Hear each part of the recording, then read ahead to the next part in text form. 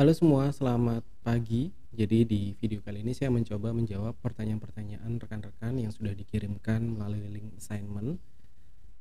Ya, jadi ada banyak pertanyaan ya, ada juga rekan mahasiswa yang memberikan pertanyaan lebih dari dua. Jadi saya harap saya bisa memberikan jawaban yang bisa dipahami, begitu ya, bisa dipahami. Kemudian yang paling penting kalian menangkap sudut pandang di mana saya bisa menjelaskan ini, ya. Soalnya tidak semua hal bisa dijawab sesederhana yang seharusnya begitu ya, karena ada hal-hal yang memang kompleks sehingga penjelasannya harus rumit gitu. Tapi saya mencoba memilihkan pengertian yang bisa dipahami dengan mudah oleh rekan-rekan. Baik, tanpa berlama-lama mari kita mulai ya. Pertanyaan yang pertama datang dari Steven Nata. Jadi dia menanyakan dua hal, kapan menggunakan tipe data long dan berkaitan dengan operasi pangkat gitu ya. Jadi kapan kita menggunakan tipe data tertentu itu sebenarnya tergantung dari kebutuhan begitu ya. Java menyediakan berbagai macam tipe data ya. Tipe data itu datang dengan kelebihan dan kekurangannya masing-masing. Nah, untuk tipe data primitif, misalkan tipe data numerik begitu ya, itu kan mulai dari byte gitu ya, byte, integer, long gitu ya. Nah, kapan kita menggunakan salah satu dari mereka? Ya, kapan kita menggunakan byte, kapan kita menggunakan long, kapan kita lebih baik menggunakan integer. Pada umumnya dalam kasus pembelajaran, integer lebih sering digunakan ya, ketimbang byte ataupun long. Nah, tetapi kata kuncinya adalah kapan kita menggunakan tipe data yang tertentu daripada yang lainnya gitu ya. Tipe data yang satu daripada yang lainnya kapan itu tergantung kebutuhan kita. Kalau nilai yang nantinya akan dioperasikan itu melebihi rentang nilai integer, maka kalian harus menggunakan tipe data yang memiliki atau menyediakan rentang nilai yang lebih besar ya, yaitu long. Tapi kalau misalkan pengelolaan nilainya itu hanya terbatas pada nilai-nilai tertentu saja, misalkan hanya 1 sampai 10 atau 1 sampai 100, mungkin menggunakan byte saja sudah lebih dari cukup, gitu ya. Kalau misalkan pengelolaannya apalagi mungkin yang pengelolaan datanya hanya berkutat pada dua nilai saja, misalkan kalian ingin merepresentasikan data female dan male dalam angka numerik gitu ya, 1 dan 2 gitu. Misalkan kalau 1 itu male, 2 itu female, kalian sudah tahu ya bahwa kemungkinan nilai yang nantinya dioperasikan hanya 1 dan 2. Jadi kita tidak butuh rentang nilai 3 dan seterusnya ataupun nilai negatif. Begitu ya. Di sini daripada kalian menggunakan tipe data numerik, kalian bisa menggunakan tipe data boolean yang sudah pasti ya rentang nilainya itu hanya 0 dan 1, true dan false, atau 1 dan 2, atau bagaimanapun kalian merepresentasikan hal tersebut. Nangkep ya? Jadi kapan kita menggunakan tipe data tertentu daripada yang lainnya tergantung kebutuhan. Tergantung rentang nilai yang diperlukan. Kalau rentang nilai yang dibutuhkan ternyata cukup besar, gunakanlah tipe data yang menyediakan rentang nilai yang sesuai. Tapi kalau misalkan kebutuhannya hanya sekedar pengelolaan angka biasa, saya rasa integer adalah pilihan yang baik. Begitu ya. Kemudian pertanyaan kedua tentang operasi pangkat. Operasi pangkat ini bisa dilakukan dengan beberapa cara ya. Yang pertama dengan menggunakan multiplication dengan operator asterik gitu ya, perkalian, atau kalian menggunakan fungsi. Fungsi ini bisa fungsi bawaan Java atau fungsi yang kalian buat sendiri. Ya. Kalau fungsi bawaan Java, kalian bisa menggunakan fungsi pow ya, power yang ada di package math atau library math gitu ya. Jadi tergantung kebutuhan. Tetapi kalau fokus pertanyaannya adalah bagaimana menghasilkan luaran dengan format pangkat, misalkan 2 kali 10 pangkat 5 atau 2 kali 10 pangkat minus 5, yaitu sejauh ini saya belum pernah mencobanya begitu. Jadi saya jujur saya tidak pernah mencobanya. Hal itu pernah saya cobakan di C ya, tapi konteksnya begini, yang berubah itu bukan tipe datanya ya. Jadi yang kita bicarakan adalah tipe data yang sama, yang berubah adalah format specifiernya saja. Jadi nilai itu hanya direpresentasikan dengan cara yang berbeda ya. Contoh yang mungkin kalian ketahui adalah karakter.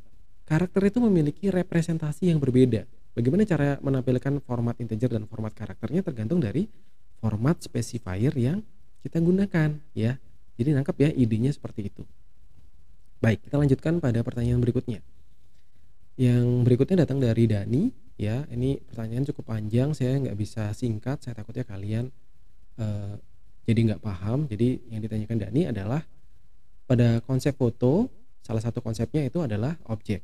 Ya, pada konsep type kembali lagi kita dikenalkan dengan objek lagi. Apakah objek ini adalah dua hal yang sama atau hal yang berbeda? Ya, jawaban yang paling singkat adalah dua hal yang kita bicarakan ini adalah dua hal yang berbeda. Ya, saya coba jelaskan dengan coding. Nah, ketika kita membuat sebuah variabel, misalkan integer x sama dengan 1, ya, x ya dalam bahasa pemrograman Java itu dipandang sebagai variabel, ya, variabel biasa. Kenapa disebut variabel biasa? Karena dia dibentuk dari tipe data primitif, ya. Sementara objek di Java itu adalah variabel gitu kasarannya, ya, variabel yang dibentuk dari tipe data kelas. Jadi kalau saya buatnya seperti ini, integer y sama dengan 2 gitu ya, maka y itu tidak sama dengan x, ya, meskipun mereka sama-sama bertipe data integer. Tapi y adalah objek sementara x dipandang sebagai variabel biasa. Nangkap ya, karena y dibentuk dari tipe data kelas integer, sementara x dibentuk dari tipe data primitif integer. Ya, bedanya apa? Dalam hal bentuk atau structure kelasnya berbeda. Saya tunjukkan perbedaannya ya secara singkat ya. Kalau kita mengakses y, dia datang dengan berbagai macam feature ya. Kalau kita menggunakan dot, jadi operasi objek ya. Objek itu adalah variabel yang dibentuk dari tipe data class, itu menggunakan dot ya. Nah, dengan menggunakan dot kita bisa mengakses fitur-fitur yang ada di dalam kelas. Sementara x tidak memiliki fitur-fitur itu tadi. Ya, jadi kalau kita tulis x, sebentar, x dot, nah seperti ini, dia tidak memunculkan apapun. Berarti x pure hanya mewakili nilai, ya, yang ada di suatu alamat memori, entah di mana itu dia. Ya, sementara y, dia mewakili banyak hal, ya. Ada fitur-fitur yang dilengkapi di dalamnya. Kenapa sih ada dua hal ini? Nanti akan dijelaskan pada pertanyaan teman kalian yang satunya ya. Tapi saya berhenti di sini dulu. Nah, jadi x itu bukan objek, sementara y itu objek karena dibentuk dari tipe data class, ya. Kita berhenti di sini dulu, kita mundur, ya. Dalam konsep pemrograman, ya, tanpa memandang bahasa pemrograman, x dan y sebenarnya adalah objek. Karena ketika kita menggunakan C misalkan ya, C itu bukan OOP ya, bukan object oriented programming, bukan. Dia procedural programming. Ya, pada procedural programming tidak dikenal yang namanya objek. Mereka hanya mengenal variabel biasa. Nah, variabel-variabel dan konstanta inilah yang disebut dengan objek. Jadi, konsep pemrograman itu harusnya kan sifatnya apa ya? Sifatnya itu berlaku untuk semuanya, general gitu ya. Jadi, boleh dikatakan X dan Y itu sebenarnya objek. Nangkap ya? Tetapi objek yang dimaksud dalam ranah PBO itu adalah variabel yang dibentuk dari tipe data class. Nah, kita kembali ke pertanyaan tadi. Pada type, ya, pada type kita dikenalkan lagi dengan yang namanya objek. Iya, betul sekali. Ya, jadi ketika kita berbicara tentang tipe data, ketika kita berbicara dengan tipe data, ini ya, int, integer, ini kan tipe data tuh, ya. Tipe data ini ada tipe data yang membentuk variabel biasa, ada tipe data yang membentuk objek. Jadi Y yang dimaksud di sini itu adalah objek yang dimaksudkan pada kasus types. Begitu ya. Jadi dia adalah tipe data class gitu ya. Tipe data objek yang dibicarakan. Tapi pada konsep VOTO, objek X dan Y termasuk di dalam objek itu sendiri. Oke, saya bikin kalian lebih bingung lagi. Nah, di Java sebenarnya ada kelas yang namanya objek.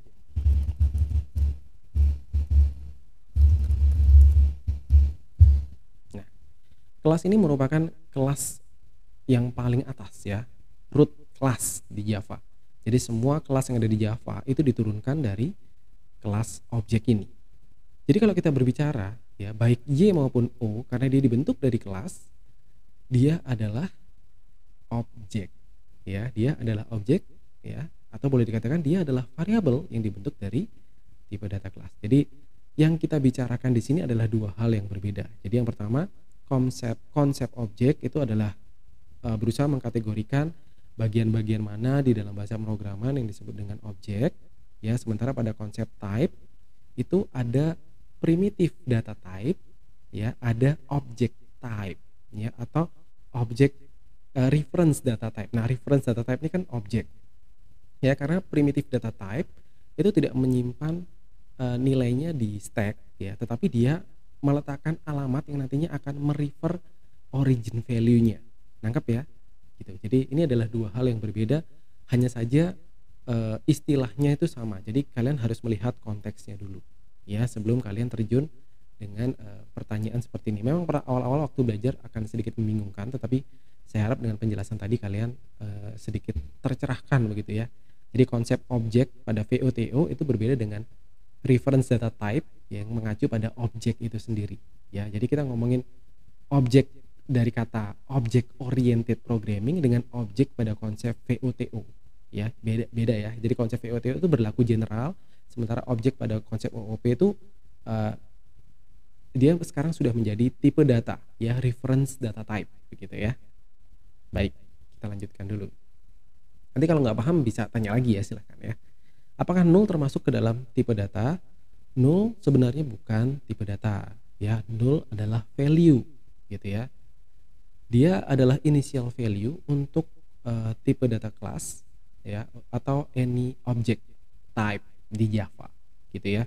Jadi ketika kalian membuat objek dan tidak melakukan inisialisasi, ya, tidak memberikan initial value, maka Java secara otomatis memberikan default value-nya, gitu ya. Nah, default value untuk semua variabel bertipe data objek atau reference data type ini itu adalah null, ya, bukan nol. Beda ya, null tapi bukan nol.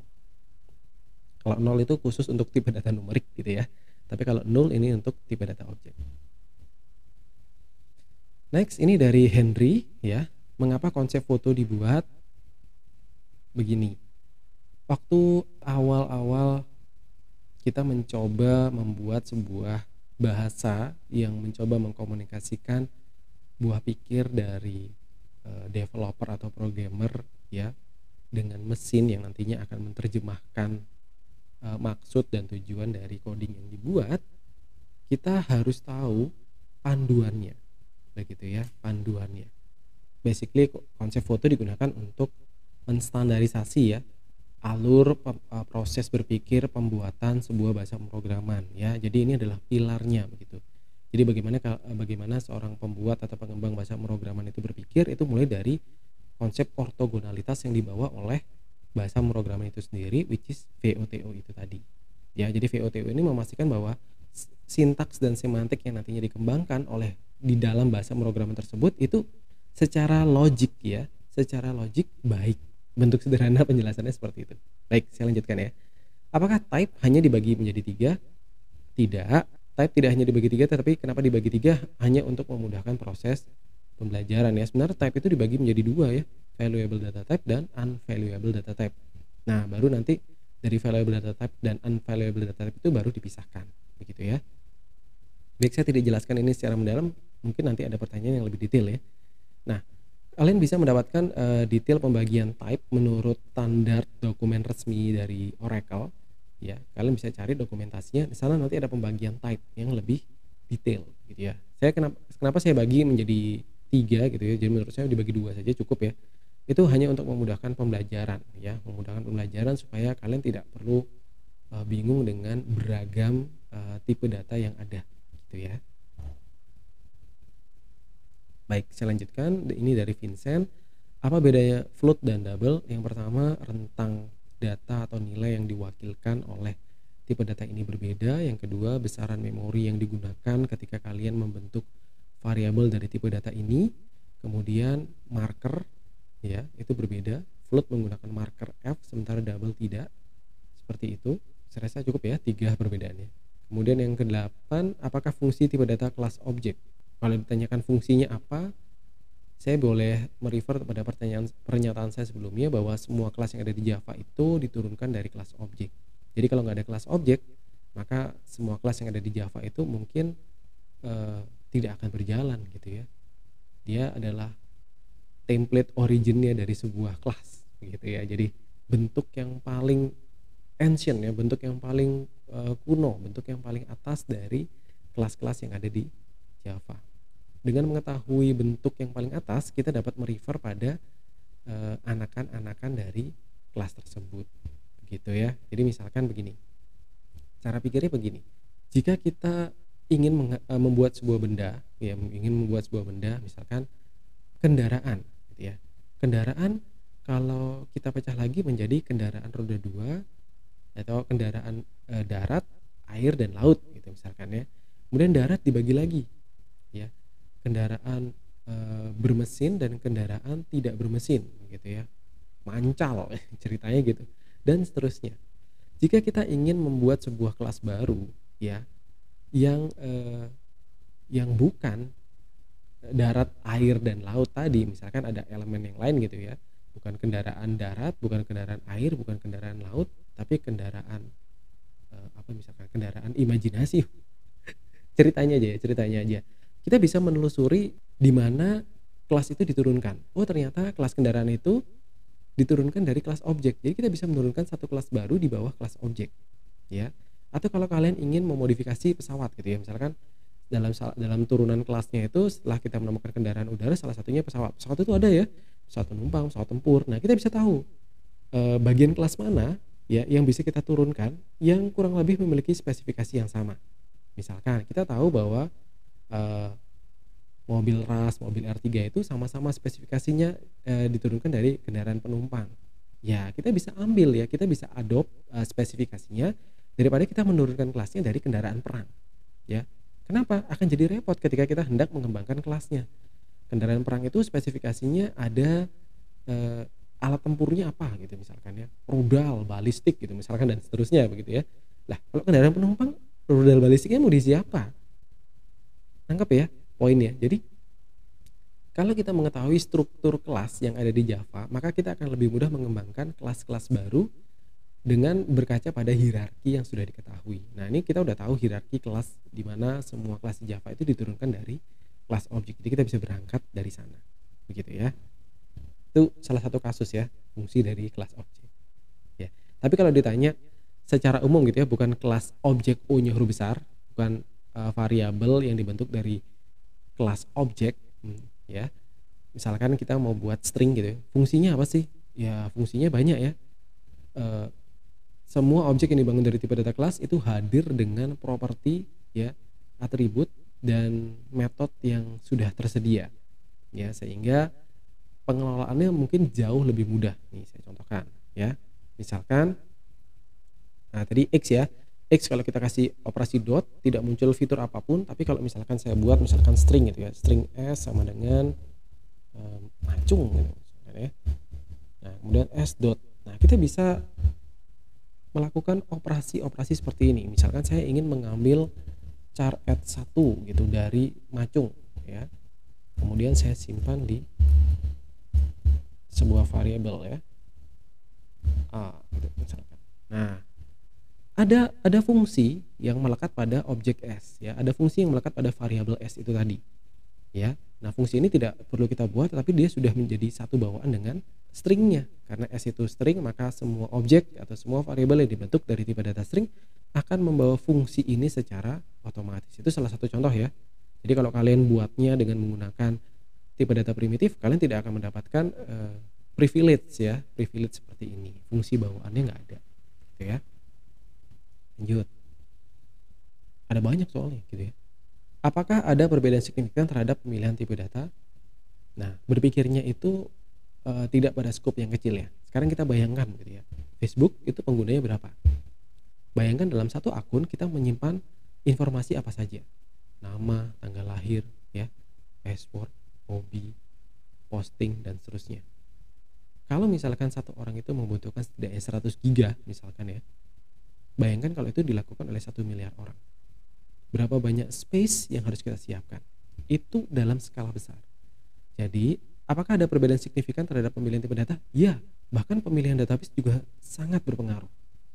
Ya, kalau saya boleh cerita, mindset pengembangan database saat ini ada yang relational dan unrelational database. Ya, Semua yang sifatnya relational ya itu memiliki struktur yang kaku tetapi tidak efisien dalam penyimpanan datanya. Sementara yang unrelational seperti NoSQL itu memiliki efisiensi database yang bagus ya ketimbang menggunakan yang relational gitu ya. Jadi sekarang kita tuh udah mengarah kepada bentuk database atau tipe data apa yang paling sesuai sehingga aplikasinya tidak membengkak ya secara mubazir begitu ya. Jadi dimanfaatkan. Jadi misalkan maksimum panjang password itu 255 misalkan. Ya buat apa kita kasih spare 1024 kalau seandainya orang rata-rata hanya menggunakan 8 sampai 16 karakter saja.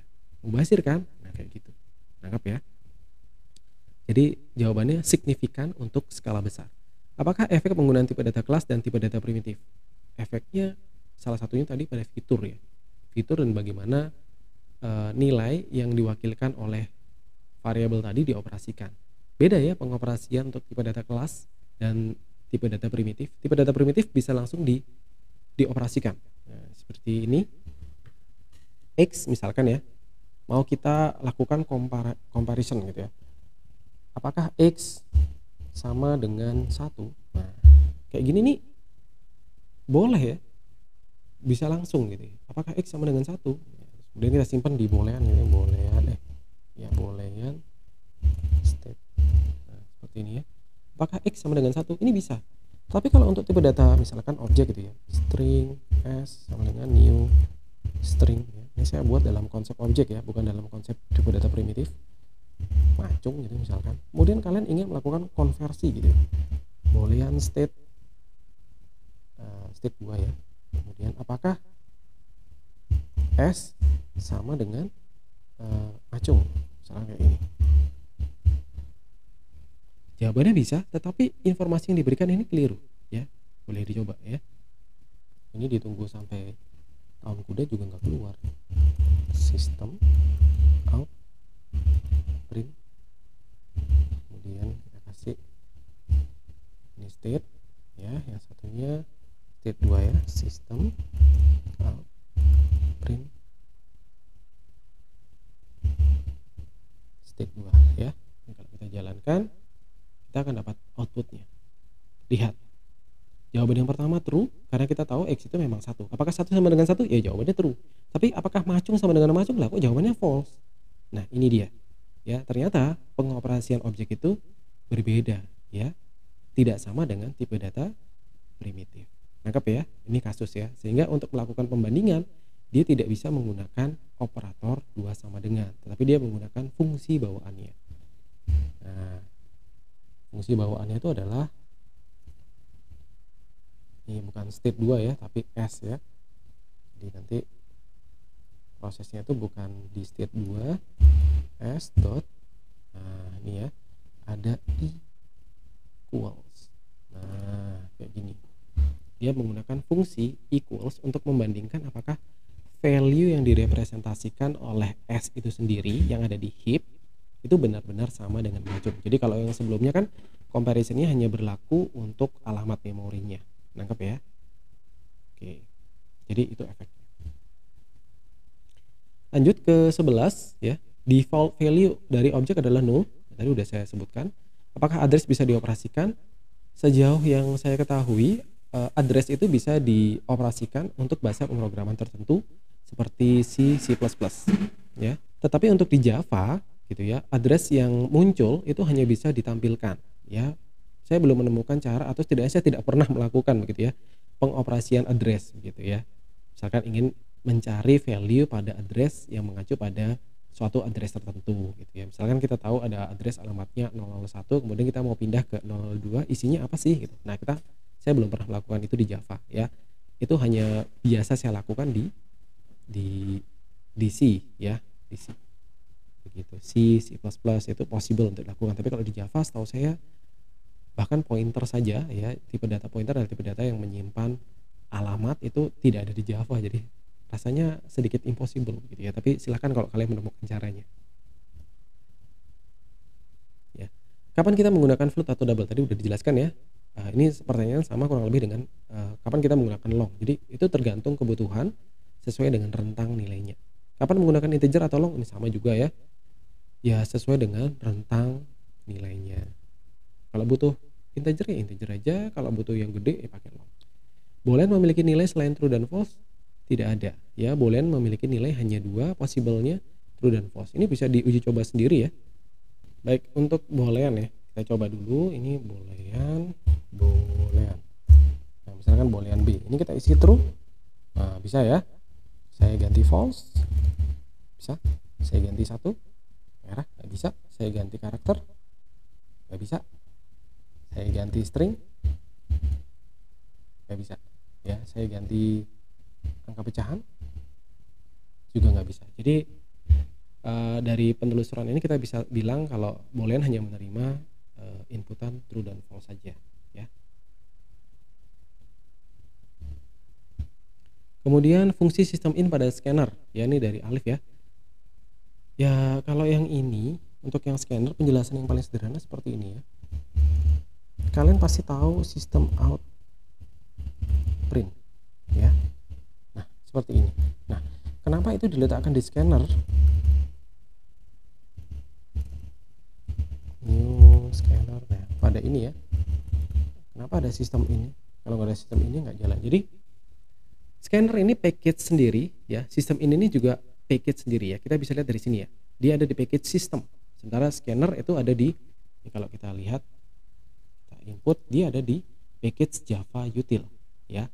Dia memanfaatkan package yang ada di sistem untuk semua fungsi inputan. Makanya yang diakses adalah sistem in-nya. Gitu ya. Jadi objek yang dibentuk dari tipe data kelas scanner ini nantinya akan berfungsi untuk mengelola inputan. Jadi kasarannya seperti itu ya. Jadi ini lawan dari sistem out. Kalau sistem out dia mengakses semua fungsi yang berhubungan dengan pengelolaan bagaimana menampilkan data ke layar ya. Sementara sistem in itu kebalikannya ya, bagaimana kita mengelola inputan data ya dari user ya melalui konsol begitu ya. Nah salah satunya pengelolaan itu dilakukan melalui objek dari kelas scanner gitu ya. Jadi ini kasarannya sudah pakam ya, atau salah satu cara yang digunakan untuk mengelola inputan. Apakah ada cara yang lain? Ada, cuman yang paling umum seperti ini. Next.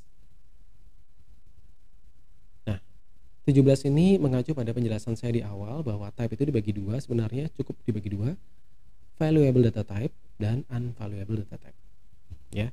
Semua tipe data di Java yang kalian ketahui yang bisa diberikan nilai, misalkan integer A sama dengan 1 sampai dengan apa misalkan char gitu ya, A sama dengan, kemudian ada apa lagi, objek misalkan string S sama dengan, nah ini adalah semuanya valuable data type. Jadi semua tipe data yang memiliki rentang nilai valid ya. Sementara ada loh tipe data yang tidak bisa memiliki nilai atau unvaluable data type, yaitu void. Nih, void. Kalau kalian perhatikan, main ini sebenarnya fungsi ya. Ketika kita membentuk fungsi, misalkan saya buat fungsi ya, public static ya, titik-titik nama fungsi dulu ya, nama function, kemudian parameter buka tutup kurung ya, buka kurung tutup kurung. Nah yang ada di depan ini kan harusnya tipe data dari fungsinya, atau yang menjelaskan bahwa fungsi itu mereturn value atau tidak. Kalau dia tidak mereturn value, dia dituliskan void. Tetapi kalau dia mereturn value, dia akan dituliskan selain void, misalkan integer ya, float ya. Ini kenapa merah-merah? Karena di sini tidak ada return ya. Misalkan saya return, nah seperti ini kan jadi nggak error. Nah jadi intinya yang ada di depan sini itu adalah tipe data. Void adalah unvaluable data type ya. Kalian tidak bisa mengisinya dengan tipe data apapun begitu ya. Ini hanya kembar ya, C deh, C ini koma 0. Oke, terus kemudian kita lakukan misalkan void ya, void ID sama dengan, nah, misalkan 1 aja ini. Dia udah nulis, nggak usah sampai sama dengan deh, void ID itu udah merah ya. Dia bilang ini objek udah nggak bisa diapa-apain, ngapain dibuat gitu pertanyaan gitu ya. Nangkap ya. Jadi unvaluable data type adalah tipe data yang tidak memiliki rentang nilai valid begitu ya, bahkan 0. Ini nggak bisa di set 0, coba aja 0 ya, nggak bisa. Jadi dia bahkan tidak bisa menyimpan nilai apapun di dalamnya. Begitu ya. Baik. Hubungan antara stack dan heap memory. Ya, stack digunakan untuk menyimpan nilai yang berasal dari tipe data primitif, sementara heap memory digunakan untuk menyimpan origin value dari variabel yang bertipe data object atau reference data type tepatnya ya. Oke, itu dari Fasilisa, ini dari Aswatama. Apa itu null? Null itu value ya, default value untuk semua variabel bertipe data object atau tipe data kelas sama saja. Apa fungsi null? Ya, salah satunya default value ya, kasarnya begitu, atau mengarahkan reference, nilai reference yang diwakilkan oleh sebuah objek pada suatu alamat memori yang tidak berisi apapun ya, makanya namanya null. Oke, kita lanjut ke Lewis Excel ya, primitive type atau primitive data type ya, tadi ya, integer, long, byte, karakter, float, double, boolean ya, itu adalah semua primitive data type. Fungsinya apa? Fungsinya sama dengan tipe data secara umum. Kapan dipakai? Ya kapan kalian butuh. Kalau kalian butuh variabel dari tipe data primitif ya pakai gitu ya. Apa itu kelas objek? Kelas objek, kita ngomongin kelas objek ya. Kelas objek adalah kelas yang bernama objek, itu yang pertama. Tadi kan saya bilang ya, ada objek O seperti ini ya. Objek itu adalah kelas di Java ya. Sementara kita juga bisa membuat kelas lainnya gitu ya. Ada kelas lainnya, contoh kelas yang lainnya misalkan scanner. Nah, seperti ini ya. Kemudian ada apa lagi? String. Nah, ini adalah ini sama ya namanya.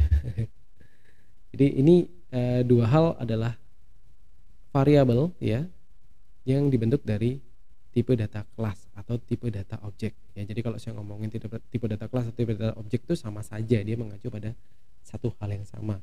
S-nya ini disebut sebagai reference atau boleh disebut dengan objek. Jadi sama saja ya, dia mengacu pada hal yang sama. Begitu. Penggunaan objek dan kelas objek. Objek itu dibuat setelah dideklarasikan. Contohnya misalkan pada string gitu ya. Kalau kalian sudah mendeklarasikan string string s begitu ya, kemudian new string seperti ini, tinggal pakai ya s dot apa itu tinggal dipakai ya.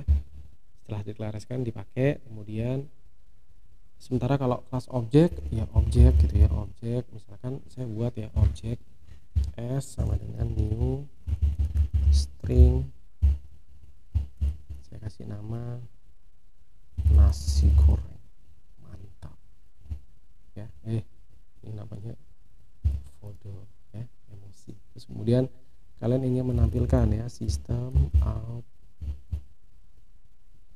print, ini jangan boolean lah ya, ss dot,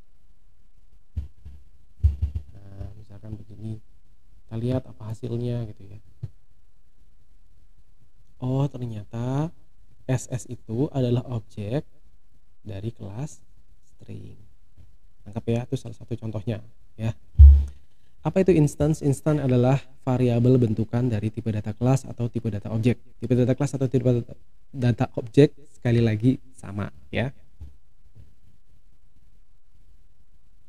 API di Java Faya. Bukan ya, itu maksudnya Java API. Java API itu adalah segala library yang disediakan oleh Java yang bisa langsung diimport oleh user tanpa mengimport external library. Begitu ya. Jadi dia internal library atau boleh dikatakan system defined data type, tipe data bentukan Java gitu ya. Operator minus sama dengan digunakan untuk ya operasi pengurangan ya. Jadi kalau misalkan kita nulisnya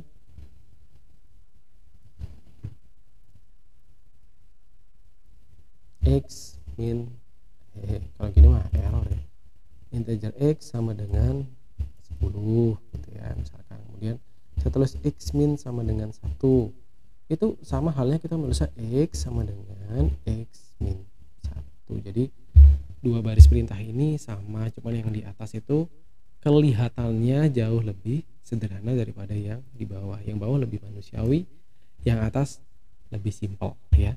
Mungkin yang memilih ini tidak mau dipahami gitu ya, rumit orangnya. Contoh operator tuh banyak ya.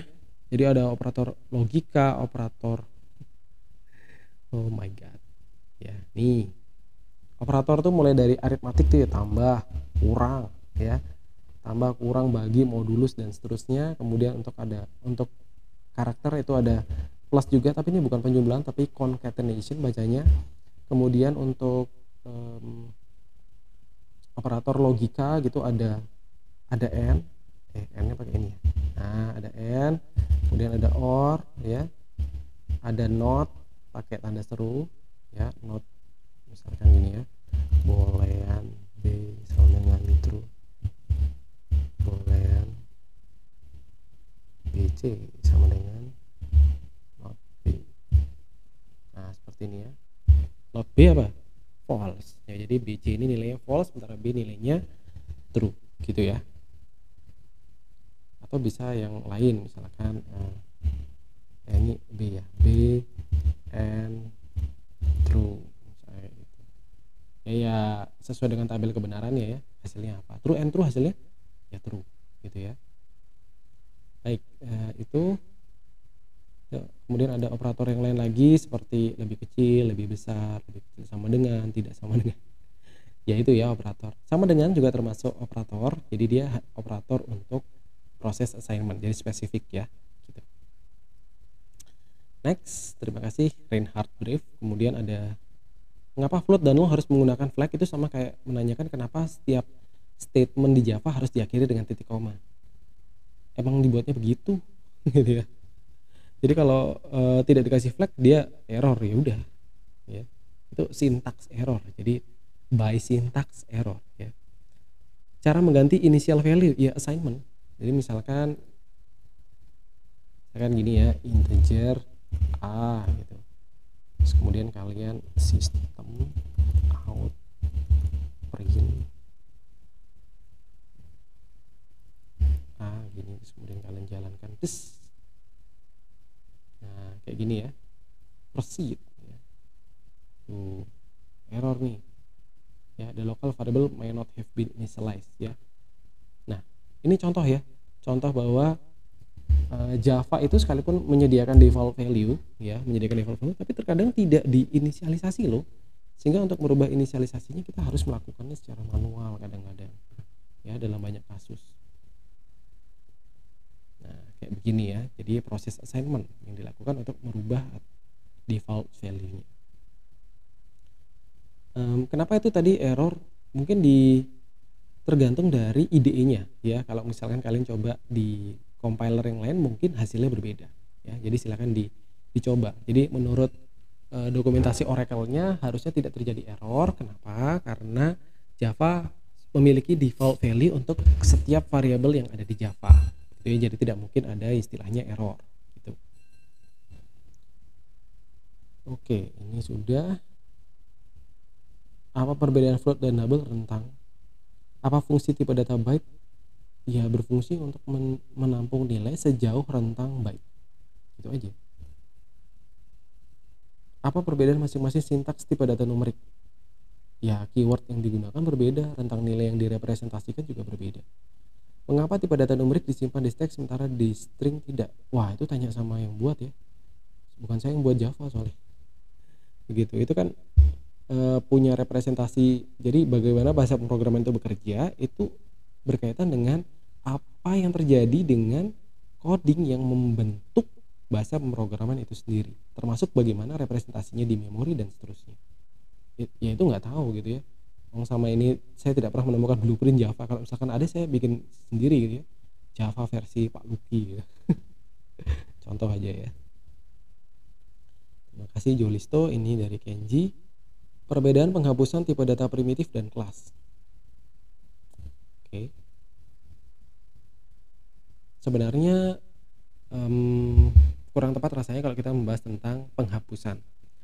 Di Java ada satu komponen namanya garbage collector.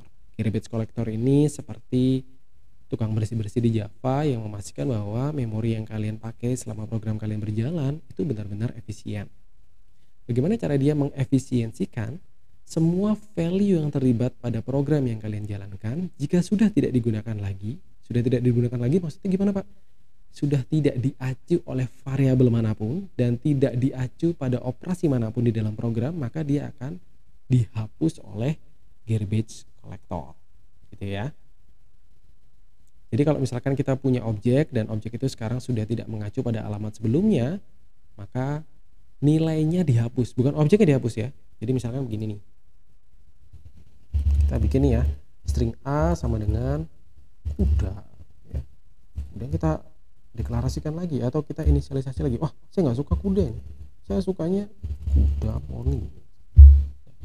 Apa yang terjadi pada kuda? Kuda ini kan sudah dibuat di sebuah memori gitu ya, kita nggak tahu lokasinya di mana, tapi yang pasti ketika saya buat kuda poni, value kuda sudah tidak pernah diakses lagi di dalam coding ya. Kita lihat ya, baris codingnya cuma 2, jadi nilai kuda atau value kuda sudah tidak dipakai lagi. Nah, oleh garbage collector value kuda ini dihapus ya, karena dia memakan memori ya, dan karena Java tahu kalau ini sudah tidak digunakan lagi, tidak diakses, maka dia berhak menghapusnya begitu.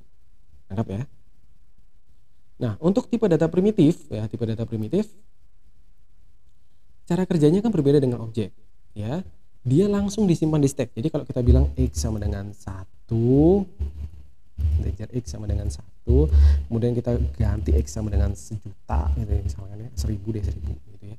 Sebenarnya dia tidak membentuk nilai lagi yang baru di dalam memori, tetapi alamat yang di refer oleh x ya, value-nya itu yang tadinya 1 diganti dengan 1000. Berbeda dengan yang string tadi ya. Yang string tadi dia tidak mengganti value-nya, tidak. Dia membentuk value baru di memori dengan alamat yang berbeda. Jadi kalau yang pertama kuda ada di alamat ABC, maka kuda poni akan terletak di alamat yang bukan ABC. Misalkan ABD, ABE, pokoknya bukan ABC. Ini ya begitu ya. Nih. System define versus user define data type. System define itu kan Java API atau tipe data bentukan Java yang bisa langsung dipakai. Namanya sesuatu yang bisa langsung dipakai itu pasti punya batasan. Batasannya apa? Ya kita ikut sesuai dengan dokumentasi kelasnya. Jadi kalau misalkan sebuah kelas tertentu menyediakan fitur A, B, C dan kita ingin menggunakan fitur D, ya nggak ada. Ya mau nggak mau ya kita nggak bisa pakai. Tetapi kalau user define, ya kita bisa mendeklarasikan fungsi-fungsi yang kita butuhkan. Misalkan nih, tadi fungsinya ada A sampai Z. Ya kalau kita pakai yang Java mubazir kan codingnya, karena codingnya akan jadi banyak gitu ya, padahal kita cuma butuh satu fungsi saja, misalkan A, B sampai Z nya bisa kita hapus, jadi memori yang dipakai jauh lebih sederhana. Nangkap ya gitu ya. Tapi dalam hal pengembangan umumnya mereka lebih cenderung menggunakan yang system define. Mengapa? Gak perlu repot bikin lagi karena itu sudah pasti jalan kasarannya gitu ya. Sementara yang kita buat kan belum melewati proses trial error begitu ya. Jadi ada kemungkinan programnya error atau crash. Next. Fungsi dan pengertian null. Itu tadi ya, null itu value. Fungsinya default value untuk tipe data objek. Perbedaan operator koma dan plus pada fungsi print. Padahal dia tidak berlaku untuk semua print ya. Misalkan di print F begitu ya, koma yang ada di sini itu untuk memisahkan antara format ya, null ini format ya, berisi format tampilan output dari fungsi print, kemudian argumen ini parameternya begitu ya, parameter aktual atau nilai parameter aktualnya. Nah kalau kita pakai print line, copy ya, ketik itu berisik ternyata. Nah misalkan menggunakan print line, dia nggak mau dikasih koma gitu ya, misalkan petik koma petik, nggak mau dia. Kenapa? Yang dia kenal cuman operatornya cuma satu, plus. Jadi operasi concatenation. Sementara F ya, F ini formatting, berarti dia ada parameter yang dibutuhkan ya, ada parameter yang diminta untuk disediakan begitu. Nangkap ya tuh. Ini dari Nathanael, apa bedanya stack dan heap? Beda ya. Stack itu digunakan untuk menyimpan ya nilai dari tipe data primitif, juga alamat yang berada di heap memory dari seluruh variabel dengan tipe data reference atau tipe data objek, begitu ya. Apakah kita bisa membuat aplikasi hanya dengan Java? Ini tanda tanya pertanyaannya ya. Satu, kalau aplikasinya cuma sekedar hello world, cukup Java saja. Tapi kalau kalian membicarakan aplikasi-aplikasi sekelas sistem informasi seperti MacIce gitu misalkan, tentunya Java pure saja masih kurang ya. Mungkin kalian harus melibatkan fitur-fitur lainnya seperti database ya, kemudian microservice mungkin gitu ya, atau yang lainnya gitu ya. Jadi tergantung pertanyaannya. Object reference itu apa? Object reference itu adalah objek yang merefer. Jadi object reference itu objek ya. Kenapa disebut reference? Karena dia bekerjanya tidak seperti tipe data primitif yang langsung ya, langsung bisa mengakses nilainya, tapi dia merefer ya, merefer pada alamat. Jadi kalau kita akses objeknya, dia cuma memberikan alamatnya doang ya, tidak origin value-nya. Apa efek coding dengan file yang sudah ada? Ya sama ya, apa efeknya kalau kita menggunakan system define data type ya, sama. Fungsi kelas random untuk menghasilkan nilai random, salah satunya ya. Mungkin ada fungsi-fungsi lainnya yang bisa digunakan dari kelas random, tapi saya nggak tahu ya, bisa jadi. Kapan objek dari kelas objek digunakan? Ya kapan kalian butuh ya.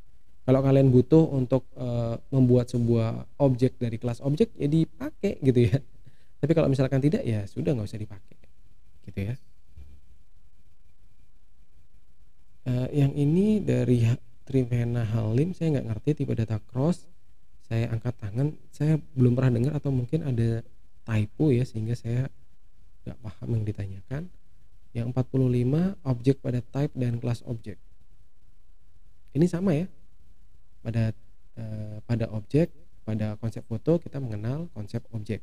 Pada type kita ketemu lagi yang namanya objek ya. Ini berbeda ya, objek yang berbeda, tapi istilahnya sama, objek. Apakah bisa mengeksekusi program tanpa main? Kenapa nggak dicoba? Nih, blar. Nah, ya, main method not found. Jadi jawabannya seperti yang tertera.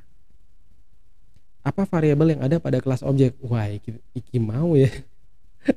Sayangnya biasanya properti yang ada di dalam kelas itu disembunyikan ya, dia private attribute sehingga kita tidak bisa melihat. Jadi kalau misalkan saya buat nih objek O sama dengan nih new object dar, ini nama begini ya. Nah seperti ini. Dan kalau kita akses, nah ini yang ada tuh fungsinya tuh. Ya. Nggak ada apa-apanya, kita nggak bisa ngakses apa-apa sih, kosong ya. Ini belum jalan mainnya ya, sorry, karena mainnya dihapus, jadi dia masih emosi jiwa. Apaan? Tanya apaan barusan? Objek O sama dengan new object.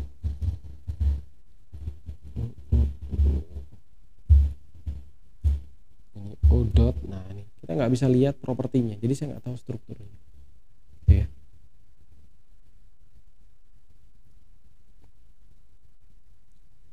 Double dengan double itu sama ya. Double yang huruf besar itu adalah tipe data kelas bentukan di Java yang sudah dilengkapi dengan fitur-fitur atau fungsi-fungsi bawaannya. Sementara double D huruf kecil itu adalah tipe data primitif yang tidak disertai dengan fungsi ya. Kemudian cara kerjanya berbeda. Double yang di huruf kecil itu penyimpanan value-nya dilakukan di stack, sementara double D karena itu adalah tipe data kelas, maka penyimpanan datanya harusnya dilakukan di heap ya, begitu, sesuai dengan kriteria penjelasan di bukunya gitu ya. Terima kasih Feby. Oke, sepertinya pertanyaannya sudah saya rangkum semua. Kalau misalkan ada rekan-rekan yang namanya tidak ada, mungkin saja pertanyaan yang disampaikan itu sama dengan rekan yang lainnya. Jadi kurang lebih penjelasan saya seperti itu. Kalau misalkan ada pertanyaan, masih ada pertanyaan, silakan untuk ditanyakan di channel pertemuan kelas pemrograman gitu ya. Terima kasih sudah menonton video ini. Sampai ketemu di video-video selanjutnya.